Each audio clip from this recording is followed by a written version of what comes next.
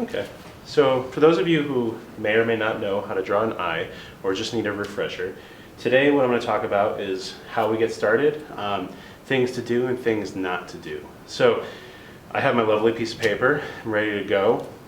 I have all my supplies. My supplies that I have ready to draw, I have a light and a dark pencil. I have my smudge sticks, and I have a kneaded eraser. So when I talk about the light and dark pencils, what I have is the HB, 2B, and the 4B, so it's lightest to darkest. We want to work with our lightest pencil first before we solidify what we have. This will ensure that we don't have to do any unnecessary erasing.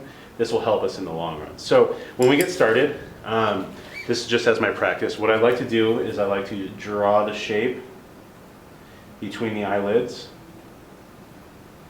Come up and come down. You'll notice that I'm drawing a large eye. When you're first practicing, it is better to draw larger.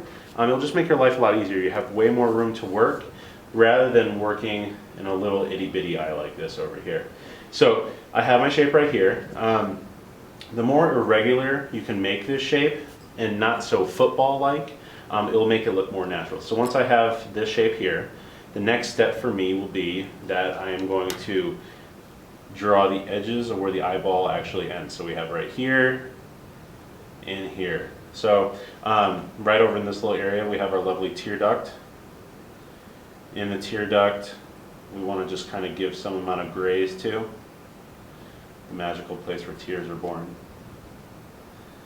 So we have this. So the next step for us is to throw in the pupil. Normally the pupil will start here and it gets concealed with the lower lid. You hardly ever want to draw an eyeball that looks like this, where it's just floating in the middle of the white. That either looks like the person is really, really surprised or they just jumped in cold water. We don't want that. So the circle gets concealed, and then in the center we want the black part, obviously. So as we get going here, I have my eye mapped out. What we'd like to do first is I usually will like to take my pencil and shade a little bit of the areas of the white part of the eye. Although it's the white part of the eye, one thing that helps our eyes look more realistic is if we add some grays. We add these grays, we show that it is a round ball within our eye socket and not just a flat white void. If you have that flat white void, it makes it look more like a cartoon eye, and that's not really what we're going for. Just as another general note, people who are younger have more white in their eye, in the white area, and people who are older, it starts to get more color, just so you know. So once we have that done, the next step for me is with our eyes, we like to color and shade them in.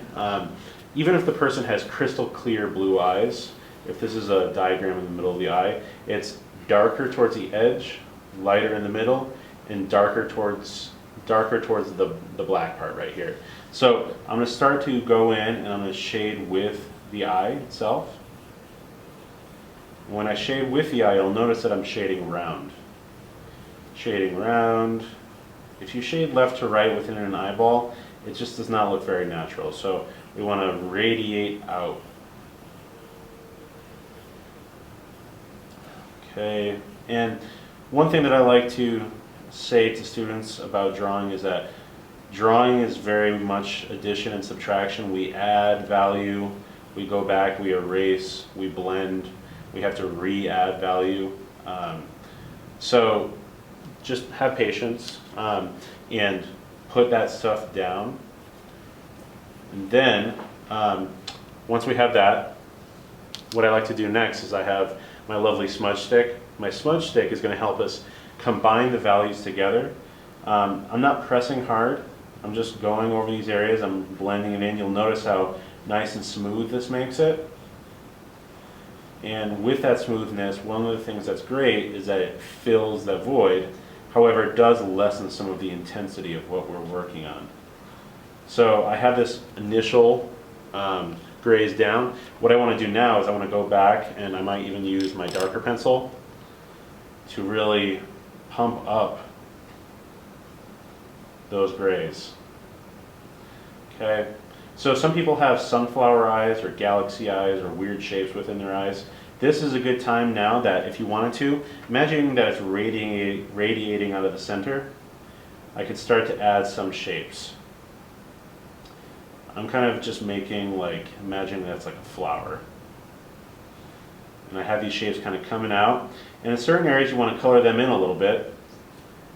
In some areas you want to just leave those lines. Eyes are very deep. They have a lot of layers, they say.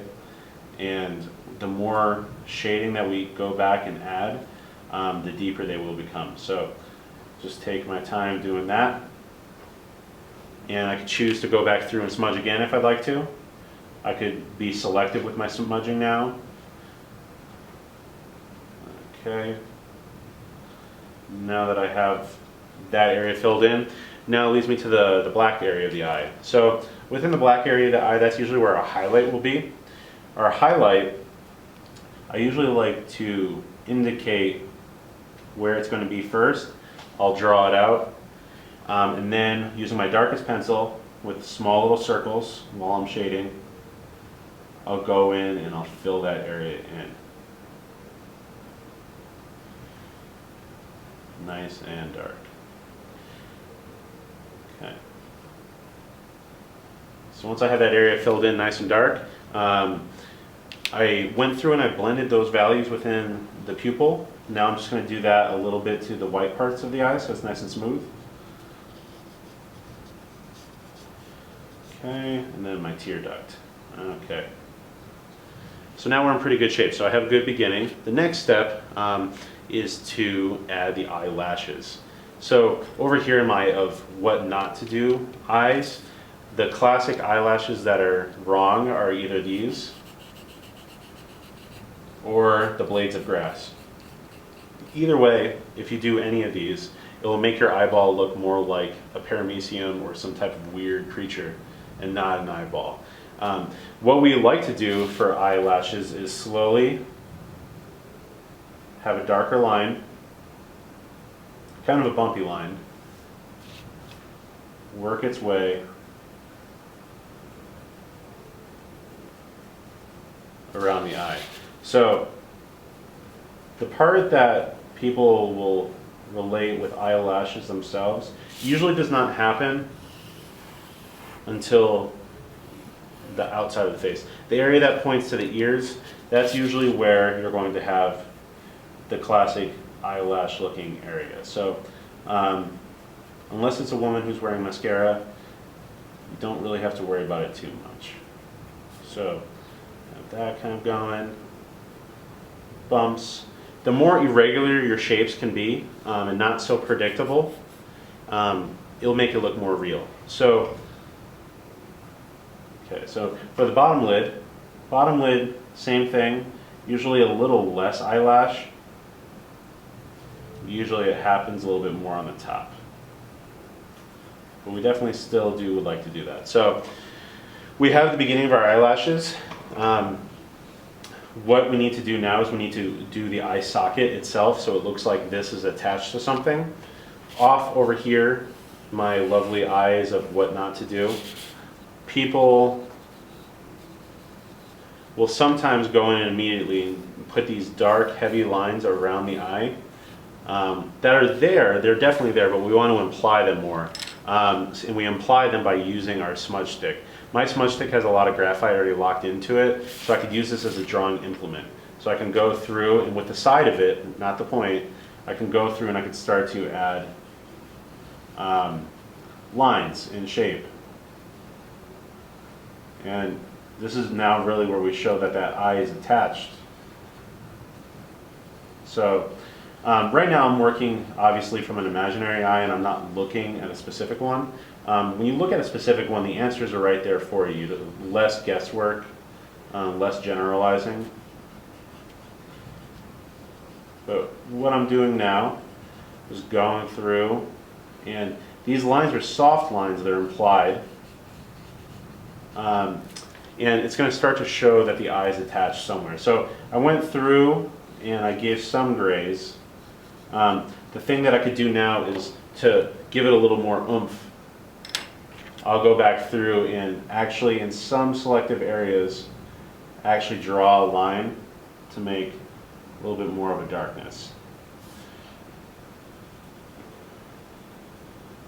Being soft with our pencils and using the light to dark pencils is a really good way to make your life easier, less stress. If you make a mistake with a light pencil, it's much easier to clean up than a dark pencil. So I know sometimes you get carried away with what you're working on, but be cognizant of the area, know your own ability, and just take your time.